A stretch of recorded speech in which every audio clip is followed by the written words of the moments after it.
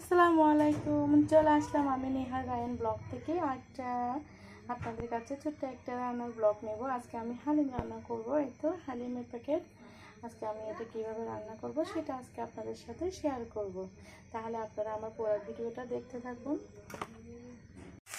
এটা যখন একটু পেঁয়াজের স্মেলটা যখন চলে গেছে ওই পর্যায়ে আমি এখানে অ্যাড করব 1 চামচ মরিচের গুঁড়া।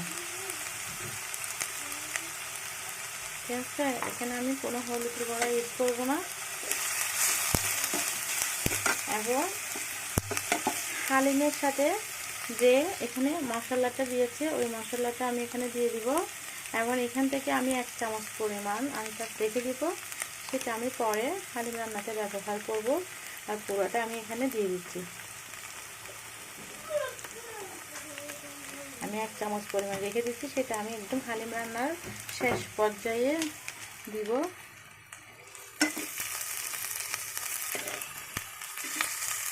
আমি এখানে একটু পানি দিয়ে দিচ্ছি যাতে আমার মশলাটা যাতে পুড়ে না যায়।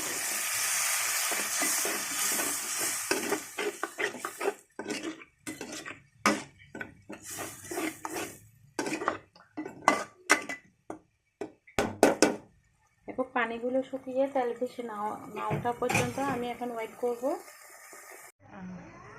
আমি যেটা হালিমটা একটু কুসুম গরম পানিতে দিয়ে দিয়েছিলাম, দেখতে পাচ্ছেন এখন অনেক নরম হয়ে গেছে। এদিকে আমার চিকেনটা প্রায় একটু কষানো হয়ে গেছে। আমি ঠিক এই পর্যায়ে একটু পানি অ্যাড করে দিব।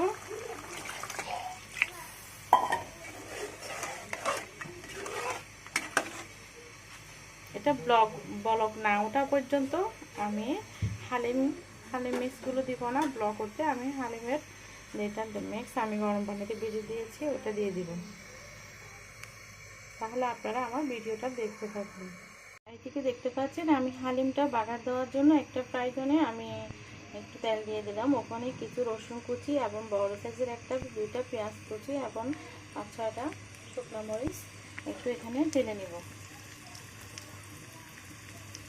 ঠিক আছে, এগুলো যতক্ষণ পর্যন্ত ব্রাউন কালার না হয় ততক্ষণ পর্যন্ত আমি এগুলোকে রান্না করতে থাকবো।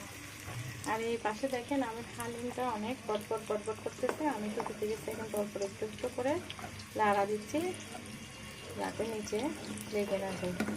আপনারা যতক্ষণ আমার যতটুকু হালিমটা পাতলা দেখছেন অতটুকু পাতলা নয়। এটা যখন আমি নামিয়ে পরিবেশন করব ঠান্ডা হয়ে যাবে, তখন এটা অনেক ঘনত্ব হয়ে যাবে। আমি আপনাদেরকে অবশ্যই ফাইনাল লুকটা দেখাবো।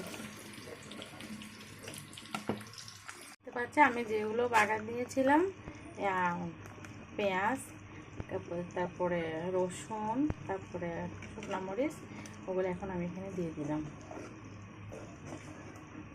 প্রায় আমার এখন এটা হয়ে এসেছে। এখন আমার যে আমি আপনাদেরকে বলেছিলাম যে আমি কিছু মশলা হালিমের মশলা মানে 1 চামচ মতো রেখে দিয়েছিলাম, ওইটা এখন আমি লাস্ট পর্যায়ে দিয়ে দিচ্ছি। এটা দেওয়ার কারণটা হলো মানে আপনার যেটা হালিমটা পরিবেশন করবেন তখন আপনার ওখানে মানে স্মেলটা অনেক সুন্দর আসবে, টেস্টটা অনেক ভালো আসবে। এই জন্য এটা একটু শেষ পর্যায়ে দেওয়া হয়। এখন আমি ভালো করে এটাকে নাড়াচাড়া করে নিব যাতে মশলাগুলো হালিমের সাথে মিক্সড হয়ে যায়। এইভাবে করে আমি তারপর লো হিটে মানে আর একদম লোতে আমি প্রায় 5 থেকে 6 মিনিট রেখে দিব ঢাকনা দিয়ে। তারপরে আমি এটা নামিয়ে ফেলবো। এটা যতটুকু এখন পাতলা দেখতেছেন, কিন্তু এটা নামানোর পরে পরিবেশন করার সময় অনেক ঘনত্ব হয়ে যাবে, কারণ সবগুলো বেশিরভাগ ডাল ইউজ করা হচ্ছে তো এখানে, এই জন্য। এই তো ফাইনালি আমার হালিম রান্নাটা হয়ে গেছে। দেখতে পাচ্ছেন আমার হালিম রান্নাটা হয়ে গেছে। এই তো এখন আমরা পরিবেশন করব। আসলে অনেক টেস্ট হয়েছে। এখানে কাঁচামরিচ শুকনো মরিচ ইউজ করি না। যদি খেতে মন চায় কাঁচামরিচ আমি কেটে রাখছি, খেয়ে দেখবো। বিসমিল্লাহির রহমানির রহিম। দারুণ হয়েছে। আমার এই হালিম রান্না রেসিপি যদি আপনাদের ভালো লাগে তাহলে অবশ্যই আমার চ্যানেলটাকে সাবস্ক্রাইব করে দিবেন। কেউ যদি নতুন হয়ে থাকেন তাহলে অবশ্যই আমার চ্যানেলের পাশে থাকবেন। যদি আমার চ্যানেলটা যদি আপনি সাবস্ক্রাইব করে দেন তাহলে অবশ্যই আমি যদি নতুন কোনো ভিডিও আপলোড করি তাহলে তার নোটিফিকেশন চলে যাবে প্রথমে আপনার কাছে। তাহলে আবার যদি ভালো লাগে তাহলে বেশি বেশি করে শেয়ার করবেন, লাইক করবেন এবং আমার পুরো ভিডিওটা দেখার জন্য অনুরোধ রইল। ভালো থাকবেন, সুস্থ থাকবেন, এটাই নিয়ে আজকে আমি এই পর্যন্ত। সবাই ভালো থাকবেন। আসসালামু আলাইকুম।